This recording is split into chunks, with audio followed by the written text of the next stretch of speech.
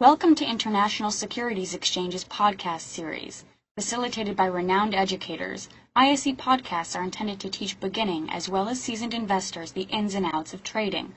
To find an updated list of podcasts, please visit www.ise.com/podcasts. Now there's two types of entries that you're going to see here, and in the Forex markets, and the reason why you really want to use options right is because in the Forex markets, 24-hour markets that move all day and all night, you may not be in front of the computer for this pullback entry.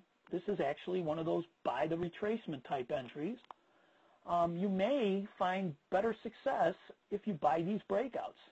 If you go back, and I'll show you when we get to the later part of the presentation, if you go back to last year, the dollar index, once it broke out of its stage one accumulation, it tacked on 10% with no retracements in just a flash. So you never really got the chance to buy the breakout. So there's two different types of traders. The trader who looks to buy dips and the trader who actually likes to be a part of the breakout. Okay?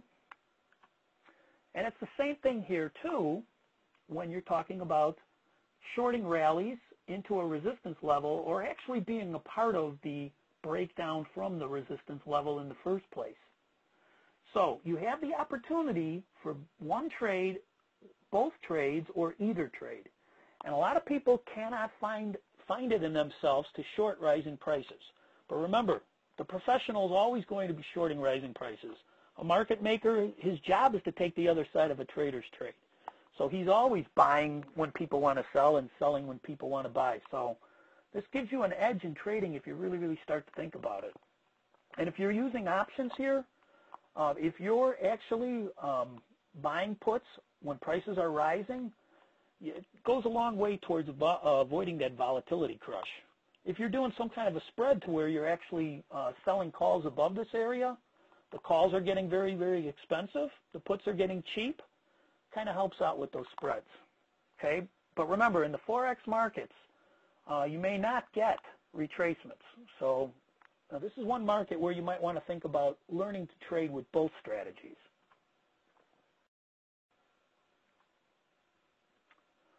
So these are the four different types of entries that I use myself.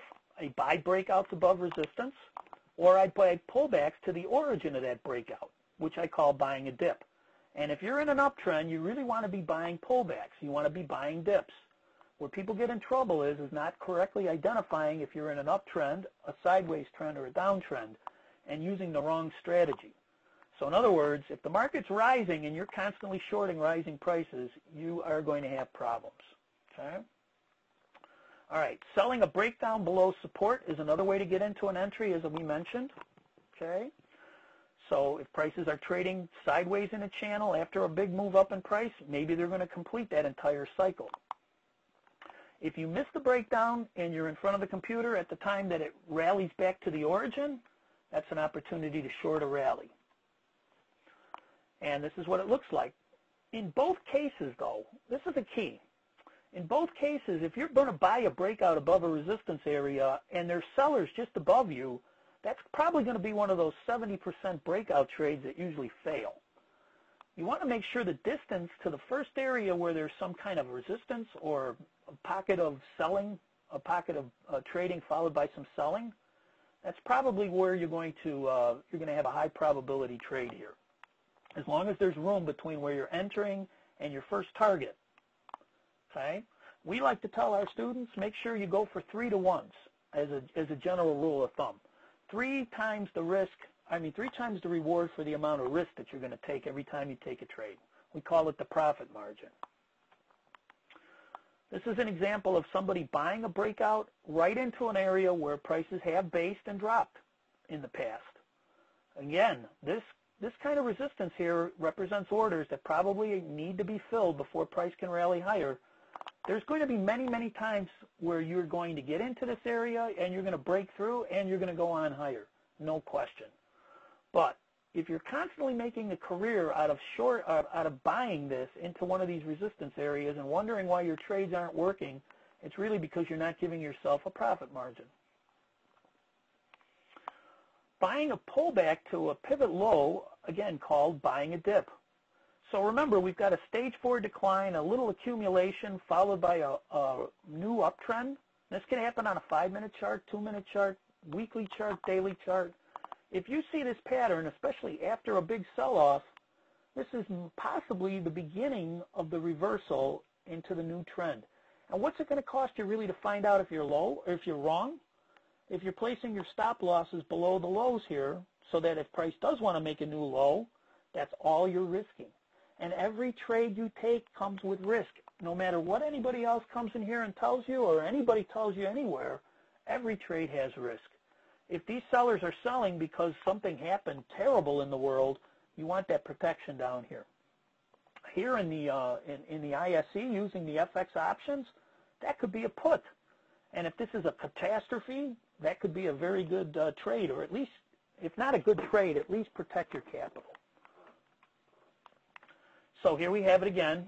We're going to either try to buy a pullback if we miss the actual breakout, or if we can, we're going to try to be a participant in the actual breakout here. A lot of ways to do this, of course. Just place an order to buy above the highest high of the consolidation area, maybe 5 pips above, or if you're using an option, believe me, the volatility is still pretty low at this point. You'll still be able to get that call option pretty low. Here we see prices actually on this particular chart. We based for a period of time after a sell-off. So we have the down, sideways, up pattern. And all of a sudden, during the course of this particular candle, prices actually came back down here to the origin of this move. So if you were not a part of this move, this is your second bite of the apple.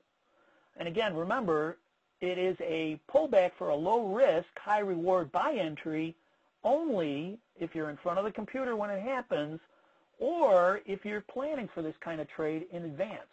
Remember, you'd like to be a part of this, but sometimes that doesn't happen.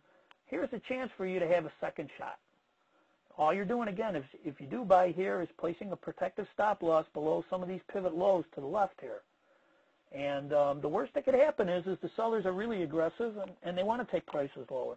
And if that happens, that's a loser. But that's trading. So on this particular chart, we based after a big move up here for a period of time. We had support at the bottom of our channel. We had some resistance at the top. We couldn't make a new high. Eventually, the number of buyers drops to 0. They're the only reason that prices decline from this area. We still got plenty of sellers, but no buyers. And you short the actual breakdown here. And as you can see on this chart, if you see the opposite picture, a period of basing before a big rally, that's probably where you want to place your first target.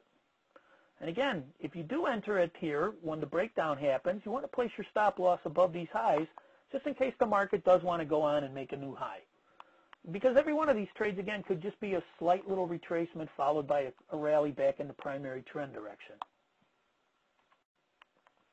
So here's what that looks like. We actually base up here at a period of time. Finally, we run out of buyers and we decline below this area. And just like this picture down here, that becomes a natural first target for this trade because the last time we traded at this price level, there were more buyers than sellers and prices rallied from here.